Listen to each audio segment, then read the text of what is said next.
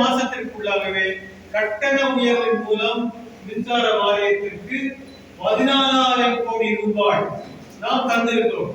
பொதுமக்கள் அதிகமாக பணத்தை தந்திருக்கிறார்கள். 5 ரூபாய் 72 பைசாவுக்கு இருந்த சராசரி மின்சார வாங்கு இந்த கட்டண உயர்வுக்கு பிறகு மார்ச் 2023 ஒரு யூனிட்டுக்கு 7 ரூபாய் 85 பைசா கொடுப்போம். 2 ரூபாய்க்கு மேல மின்சார கட்டண உயர்வு வந்தது.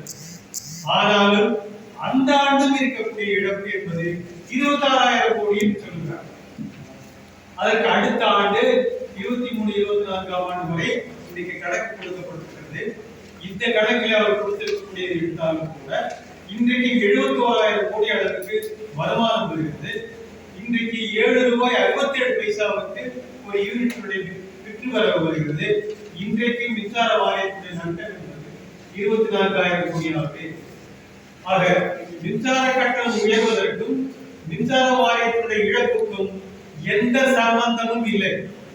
நீங்கள் 10 ரூபாய் ஒரு யூனிட்டுக்கு கொடுத்தா கூட மின்சார வாரியத்துடைய நஷ்டம் என்பது இதே 24,000 கோடியோ இல்லை இதோட அதிகமாக தான் இருக்க போகுது. ஆக மின்சார வாரியத்துடைய நஷ்டம் எப்படி வருகிறது என்பதை மின்சார வாரியம் சொல்லவில்லை, ஒழுங்குமுறை ஆணையம் சொல்லவில்லை. 2022 நடந்த மக்கள் கருத்து கேட்பு கூட்டத்தின் போது கூட 1,59,000 கோடி எப்படி நஷ்டம் வந்தது என்ற கேள்வி வலுவாக எழுப்பப்பட்டது. அதற்கான பதிலை சொல்லுங்கள் என்று கேட்டோம். மின்சார வாரியத்துடைய சொத்து என்பது பொதுமக்கள் சொத்து. பொதுமக்கள் கொடுத்த பணத்தில் இருந்து உருவானது.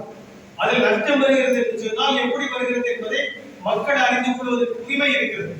ஆனால் அதற்கு பதில் சொல்லவில்லை, வாரியமும் பதில் சொல்லவில்லை, ஆணையமும் பதில் சொல்லவில்லை. ஆகவே மின்சார வாரிய நஷ்டத்தில் இருக்கிறது. ஆகவே கட்டண உயர்வை உயர்த்துகிறோம் என்று சொல்லி கட்டண உயர்வை 37% மேல் உயர்த்தி விட்டார்கள். கடந்த 2 ஆண்டு காலத்தில் மட்டும், அதாவது 23ஆம் ஆண்டும் 24ஆம் ஆண்டும் சேர்ந்து கிட்டத்தட்ட 8% கூடுதலாக உயர்த்தி விட்டார்கள். ஆக மின்சார கட்டணம் 2022 இருந்ததை விட இன்றைக்கு 45% மேலே உயர்ந்து போயிருக்கிறது. ஆனால் மின்சார வாரியத்தின் நஷ்டம் என்பது என்னவோ அதே 24,000 கோடியாக இருக்கிறது. இந்த 24,000 கோடி நஷ்டம் எப்படி வந்தது, எப்படி அப்படியே தொடர்ந்து கொண்டிருக்கிறது? இதுதான் மிக அதிசயமானதும் மர்மமானதுமாக இருக்கிறது. எப்படி இந்த மர்மத்தை யாரிடமும் சொல்வதற்கு ஒழுங்குமுறை ஆணையம் தயாராக இல்லை. நண்பர்களே, மிக முக்கியமான ஒரு செய்தியை நீங்கள் தெரிந்து கொள்ள வேண்டும். 1948 மின்சாரத்துறை அமைச்சராக அண்ணல் அம்பேத்கர் அவர்கள் ஒரு சட்டத்தை கொண்டு வந்தார்கள். அந்த சட்டத்தில் அவர் சொன்னது என்னவென்றால், வலியவன், பொருளாதாரத்தில் வலியவனாக இருக்கக்கூடிய தொழிலதிபர்கள், வணிக நிறுவனங்களிலிருந்து கொஞ்சம் கூடுதலாக கட்டணத்தை வசூலித்து அதை ஏழை எளிய மக்களுக்கு கொடுக்க வேண்டும் என்ற ஒரு திட்டத்தை முன்வைத்தார்கள். அந்த திட்டம் தான் இன்றைக்கு இந்தியா முழுவதும் மின்சாரத்தை எல்லா வீடுகளுக்கும் கொண்டு போய் சேர்த்திருக்கிறது. இதுக்கு கிராஸ் சப்சிடி என்று பெயர். வலியவரிடமிருந்து சற்று அதிகமாக, ஏன்னா அவர் நிச்சயமாக அந்த பணத்தை அவர் கையில் இருந்து கொடுக்க போவதில்லை. அவர் செய்யக்கூடிய அந்த ப்ராடக்டிலேயோ அல்லது அந்த வணிகத்திலேயோ விற்பனை கொடுப்பவர்களிலேயோ ஏற்றுவிடப் போகிறார்கள். அப்படி கிடைக்கக்கூடிய பணத்தை தான் எளிய மக்களுக்கு கொடுக்க வேண்டும் என்று சொன்னார்கள். அதனால் தான் இன்றைக்கு விவசாயத்திற்கும் எளிய குடிசைகளுக்கும் வீடுகளுக்கும் ஒரு குறைந்த விலையில் மின்சாரம் கிடைக்கிறது. இப்பொழுது ஆணையம் என்ன செய்கிறது என்றால், சாதாரண மக்களிடமிருந்து அதிக பணத்தை வாங்கி முதலாளிகளுக்கு கொடுத்து கொண்டிருக்கிறார்கள். இதே திட்டத்தை மாற்றி அமைத்து ஒழுங்குமுறை ஆணையம் அதன் ஊழல் நடவடிக்கை காரணமாக, இந்த நடவடிக்கை காரணமாக எளிய மக்களிடமிருந்து அதிக பணத்தை வாங்கி இன்றைக்கு தனியாருக்கு கொடுத்துக் கொண்டிருக்கிறார்கள்.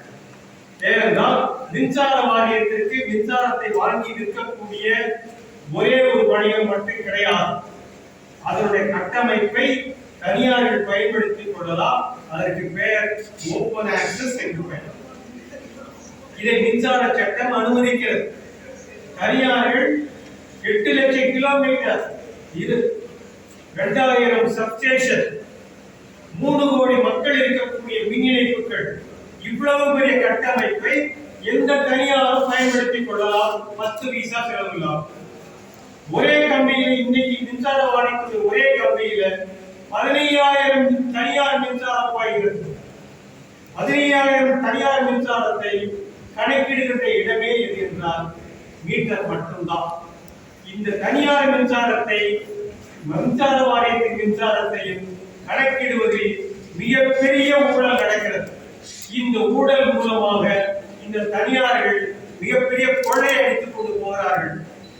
பொதுமக்கள் 20 ரூபாய் என்று கட்டணம் செலுத்தினாலும் மின்சார வாரியத்துடைய நஷ்டம் என்பது குறையவே குறையாது. ஏனென்றால் மின்சார வாரியத்துடைய வருவாயை கொள்ளையடித்துக் கொண்டிருக்கக்கூடியவர்கள் இந்த தனியார் மின் உற்பத்தியாளர்கள் மின்சார வாரியத்துடைய கட்டமைப்பை பயன்படுத்தி அந்த கொள்ளையை தொடர்ந்து நடத்தி கொண்டிருக்கிறார்கள்.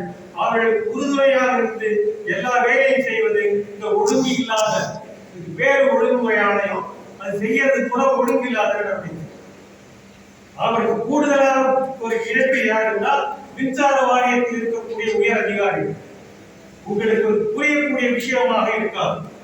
மின்சாரம் என்பது மிக சிக்கல் நிறைந்த ஒரு தொழில், ஒரு வணிக நிறுவனம், வணிக பயன்பாடு.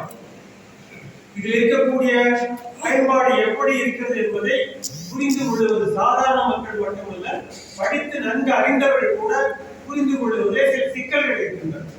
உங்களுக்கு தெளிவுபடுத்துவதற்காக 2 விஷயங்களை நான் இங்கே வைக்கிறேன். நம்ம வீட்டில் மின்சாரத்தை சேமிக்கணும்னா நமக்கு ஒரு பேட்டரி வைக்க வேண்டியது. 1 கிலோவாட் 2 கிலோவாட் யூபிஎஸ் கொண்டுதான்.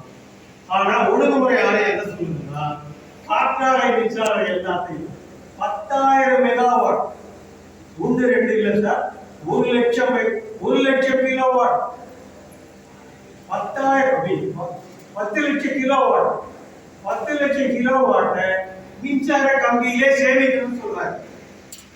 மின்சார கம்பியில எப்படி மின்சாரத்தை சேமிக்க முடியும்? ஒரு விஞ்ஞானம் பூர்வமான ஒரு அபத்தம். அப்படித்தான் இந்த ஒழுங்குமுறை ஆணையம் உத்தரவு. இதுல ஆண்டுக்கு 2,000 கோடிக்கு மேல நஷ்டம் வந்து மின்சார வாரியமே சொல்லுது. நான் சொல்லுது மின்சார வாரியமே சொல்லுது. ஆனா அந்த நஷ்டத்தை சரிப்படுத்துவதற்கு ஒழுங்குமுறை ஆணையம் தயாரா இல்ல, மின்சார வாரியமும் தயாரா இல்ல. ஏன்னா இவங்க எல்லாமே காற்றாலை காலத்துடன் ஒரு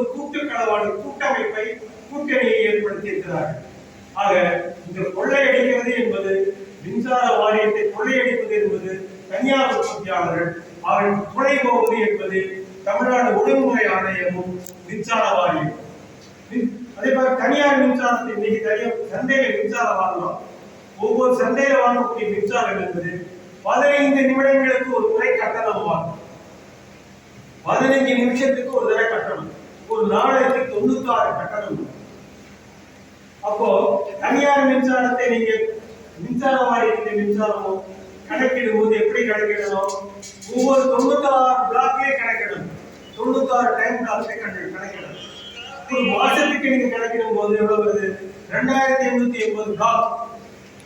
30 நாள் இருக்கக்கூடிய ஒரு மாதத்துல 2,880 பிளாக்ல இந்த தனியார் மின்சாரத்தையும் மின்சார வாரிய மின்சாரமா தனியார் மின்சாரமா அடையாளம் காணணும்.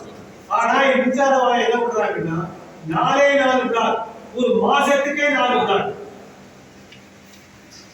2,880 பிளாக்ல அட்ஜஸ்ட் பண்ண வேண்டிய தனியார் மின்சாரத்தை வெறுமனே 4 பிளாக்ல மட்டும் அட்ஜஸ்ட் பண்ணிட்டு இருக்காங்க மின்சார வாரியம்.